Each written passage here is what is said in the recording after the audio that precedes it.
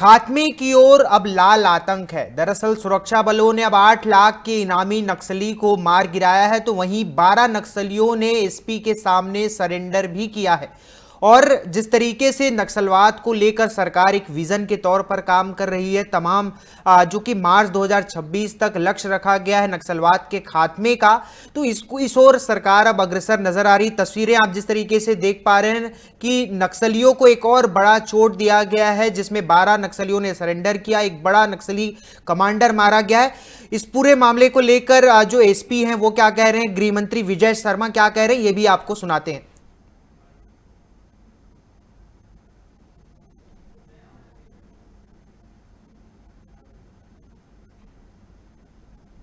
जो पुनर्वासित हुए हैं उसमें कुल 46 लाख के माओवादी ने आज आत्मसमर्पण किया है और उसके अलावा 3 हथियार जिसमें एक AK-47 और 2 SLR लेकर आए हैं। इस प्रकार एक अच्छी बात है कि इन्होंने मुख्य धारा में जुड़ने का प्रयास किया। साथ ही साथ आज एक जो एनकाउंटर हुआ जिसमें जो एक कुख्यात माओवादी था उत्तम सिंह, वो भी मारा गया है। तो हमारा स्पष्ट संदेश है कि जो मुख्य धारा में जुड़ना चाहते हैं वो मुख्य धारा में जुड़ जाएं। अगर नहीं जुड़ते हैं तो उनका नकारात्मक परिणाम जो आज की जो घटना हुई थी उस तरफ भुगतना पड़ा।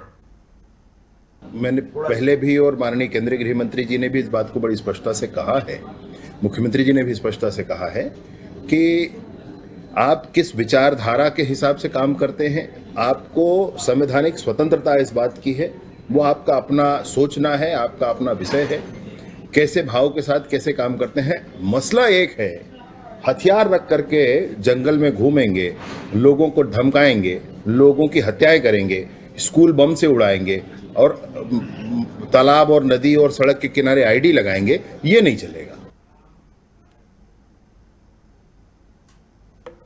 तो साफ तौर से गृह मंत्री का संदेश है कि आप किसी भी विचारधारा के हों, लेकिन अगर आप जंगल में हथियार लेकर घूमेंगे, नागरिकों को डराएंगे, आदिवासियों के साथ बर्बरता करेंगे, तो ये किसी भी किस्म में बर्दाश्त नहीं किया जाएगा। और उसी की लड़ाई सरकार लड़ रही है। लगातार पुनर्वास के लिए लोग जो नक्सली हैं उनको प्रेरित किया जा रहा है और ज्यादा से ज्यादा कोशिश की जा रही है, क्योंकि साफ तौर से सरकार का संदेश है कि मार्च 2026 तक बस्तर के साथ साथ पूरे देश से माओवाद को खत्म करना है। अब ये कितनी बड़ी चुनौती है, इस ओर सरकार काम कर रही है, लेकिन वर्तमान में क्या परिदृश्य है, क्या परिस्थितियां बनी हुई है, इसको जानने के लिए हमारे साथ बस्तर हेड जुड़ेंगे धीरेन्द्र तिवारी। सीधा उनके पास चलेंगे, उनका रुख करेंगे और जानेंगे उनसे कि वर्तमान में क्या जो चीजें वहां पर व्यवस्थित दिख पा रही हैं, क्या सकारात्मक वहां पर पहल की जा रही है।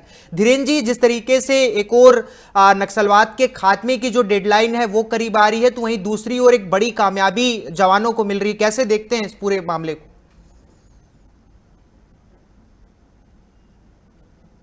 प्रियांशु, आप देख रहे हो कि जब से राज्य में बीजेपी की सरकार रही है उसके बाद से लगातार माओवादियों पर कड़े प्रहार किए जा रहे हैं। बड़े बड़े माओवादियों को ढेर कर दिया गया। कई ऐसे पोलित ब्यूरो थे, केंद्रीय कमेटी मेंबर थे जिनको सुरक्षा बलों ने एनकाउंटर में ढेर कर दिया।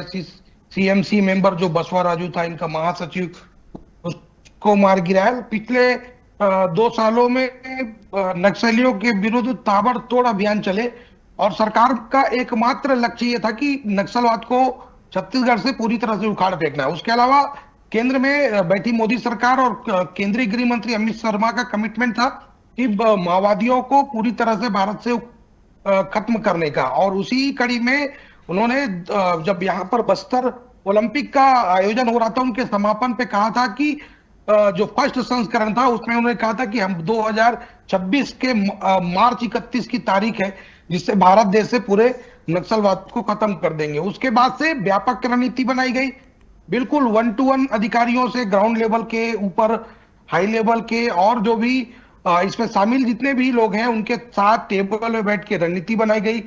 और जो डीआरजी, कोबरा, ऐसी जो लड़ाकू बल हैं उनको अभियानों में शामिल किया गया। उसके अलावा अंदरूनी क्षेत्रों में नियत निलानार योजना के तहत काम किया गया।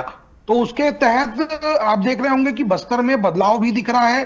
जो ग्रामीण है, ग्रामीणों को विकास देखने को मिल रहा है। जहां पर कभी सड़कें नहीं हुआ करती थी, वहां पे सड़क पहुंच गई, बिजली पहुंच गई, राशन की जो दुकानें खुल गई, पीडीएस का सामान उनको मिलने लगा।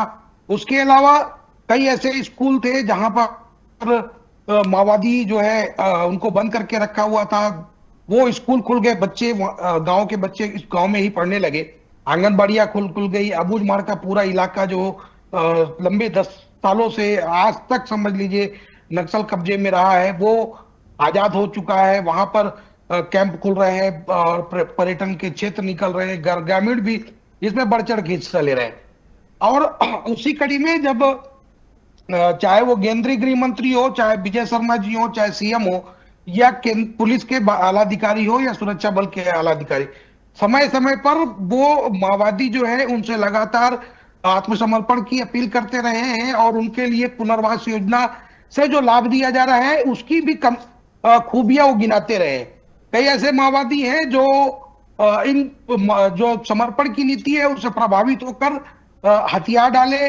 कई ऐसे माओवादी, बड़े बड़े माओवादी जो अपने हथियारों के साथ और पूरी जो उनकी दल था उसके साथ उन्होंने सरेंडर किया। ऐसी कड़ी में अबूझमाड़ में जो मार डिवीजन था वो पूरी तरह से लगभग खत्म हो चुका था।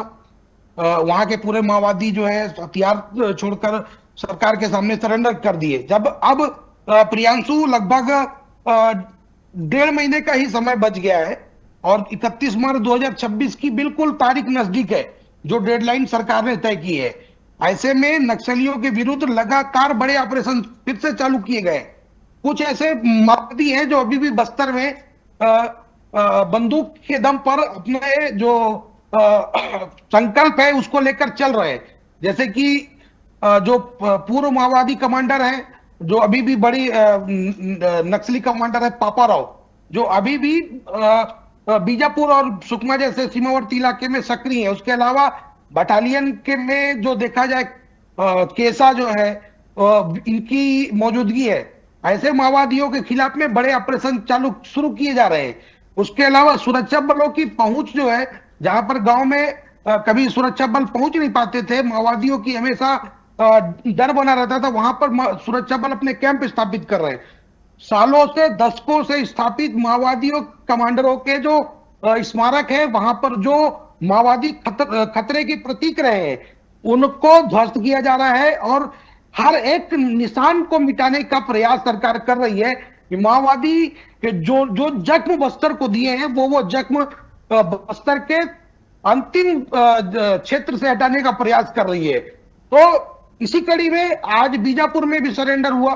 बड़े 12 माओवादी जो है आत्मसमर्पण किए, जिसमें से जो मलांगीर एरिया कमेटी और कटे कल्याण एरिया कमेटी में लंबे समय से सक्रिय रहा सोमड़ू, आपको बता दूं काफी दुर्दांत नक्सली था ये, और area committee Malangir area committee का सचिव था और दरबा डिवीजन में इसकी बड़ी पैठ थी।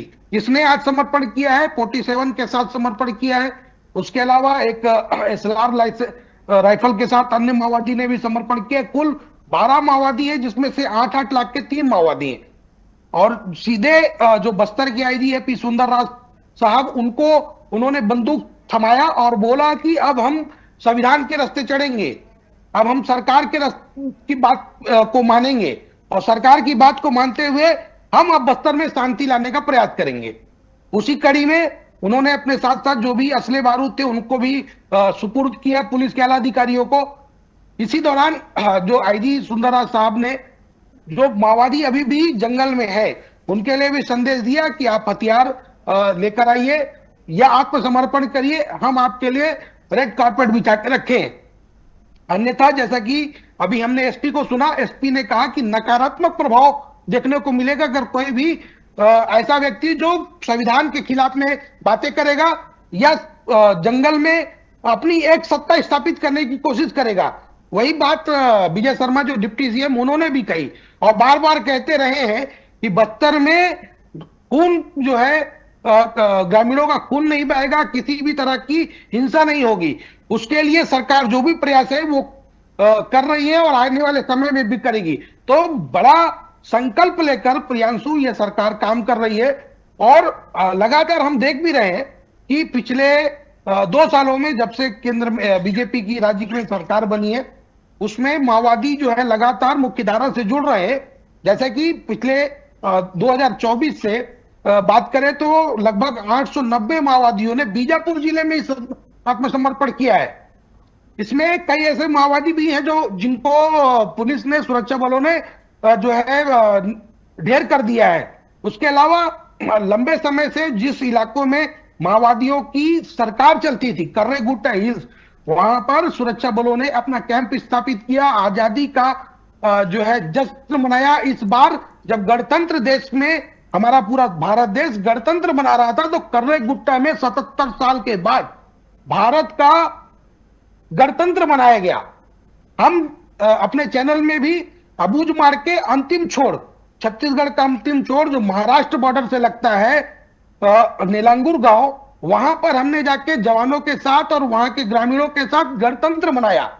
तो प्रियांशु, यही बदल रहा है, यही बस्तर की नई तस्वीर है। आने वाले 7 तारीख को बस्तर पंडुम का आयोजन छत्तीसगढ़ की सरकार कर रही है। बस्तर की सांस्कृतिक जो छवि है, यहाँ की संस्कृति, यहाँ का पहनावा, यहाँ का खान पान, उसको विश्व पटल में रखने के लिए पिछले 2 साल से बस्तर पंडुम का आयोजन सरकार कर रही है कि बस्तर की जो छवि है, जो नकारात्मक छवि है, वो छवि से हटकर बस्तर के लोगों के बारे में लोग जाने। तो प्रियांशु, ये बदलाव दिख रहा है। जी प्रियांशु। ठीक, चलिए, बहुत बहुत धन्यवाद धीरेन्द्र जी हमारे साथ जुड़ने के लिए, इस पूरी जानकारी को हमारे साथ साझा करने के लिए। तो सरकार नक्सलवाद के निर्णायक लड़ाई लड़ रही है और 7 तारीख को केंद्रीय गृह मंत्री अमित शाह भी छत्तीसगढ़ आएंगे और 8 तारीख को एक बड़ी बैठक नक्सलवाद को लेकर भी होने वाली है। तो सरकार अब अंतिम कील नक्सलवाद पर ठोकने के लिए तैयार है।